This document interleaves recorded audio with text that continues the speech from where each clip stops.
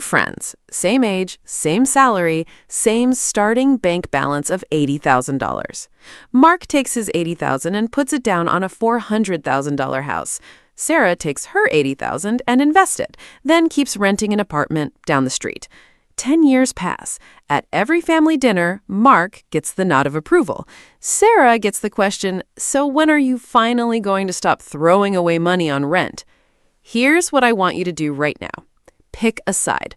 Who do you think has more money after 10 years? Hold that guess, because we're about to build the actual math, line by line, and the answer is not what most people assume. The belief goes like this. A mortgage payment builds equity, so it's basically forced savings. Rent just disappears.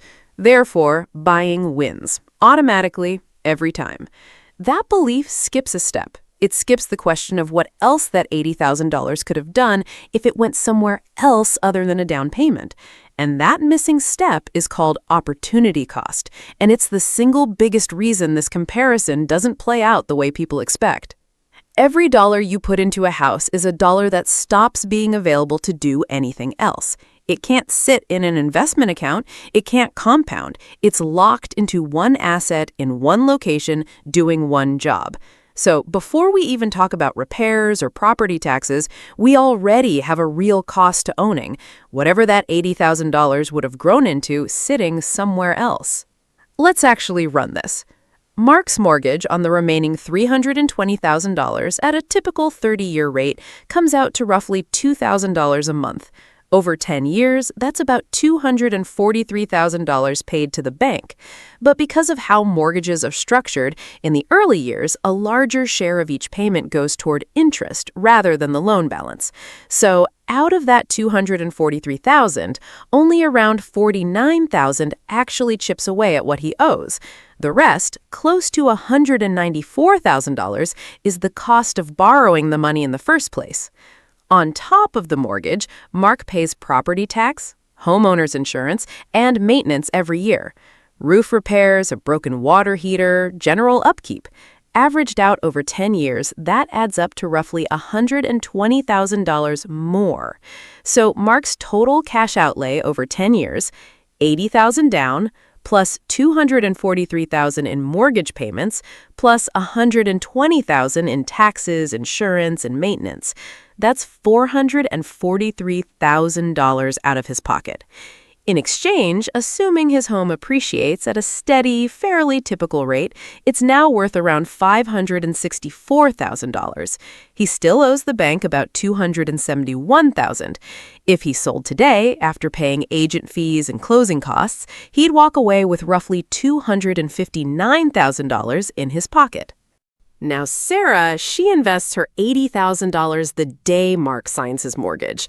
Left alone in a simple, diversified investment account growing at a typical long-term average, that $80,000 grows to about $173,000 over 10 years, without her adding a single extra dollar.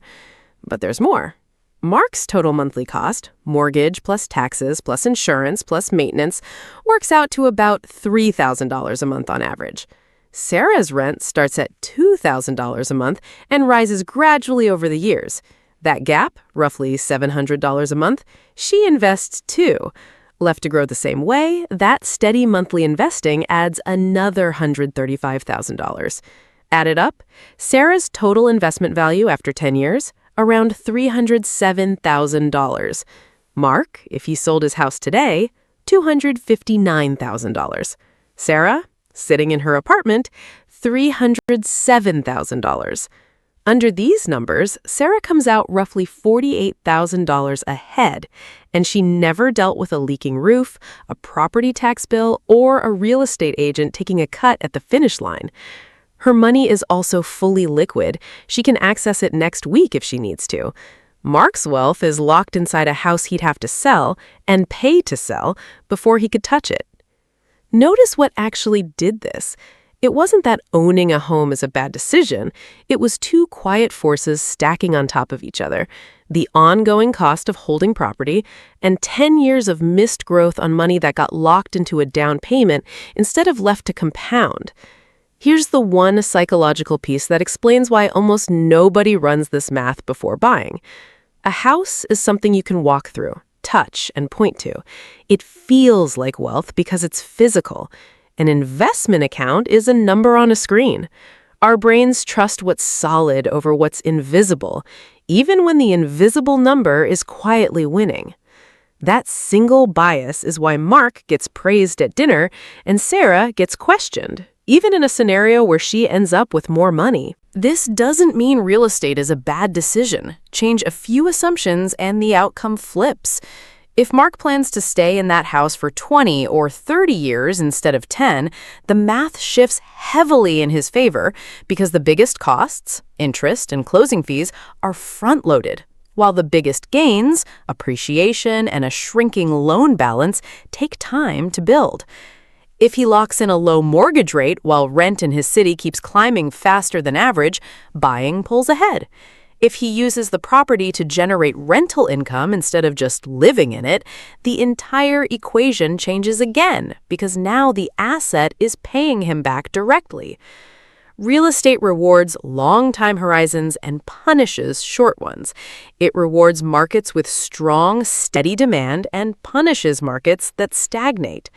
The mistake was never buying a house. The mistake is assuming the math works the same way for everyone in every city over every time frame without checking. Before you buy or before you assume renting is the inferior choice, do exactly what we just did for Mark and Sarah.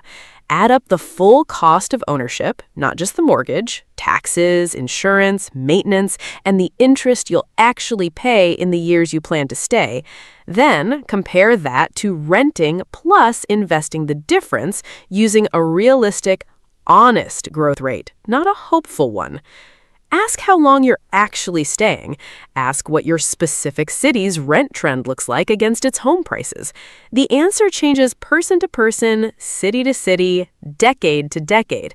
There is no universal winner. There's only the winner for your specific numbers. At that family dinner, everyone assumed Mark won the moment he signed the papers. Nobody at that table ever asked to see the numbers because the story of the responsible homeowner didn't need proof. It just needed to sound true. That's the real lesson here, and it goes far beyond real estate. The financial decisions that look the most responsible on the outside aren't always the ones doing the most work on the inside. The only way to know which one actually builds wealth is to stop trusting the story and start running the math.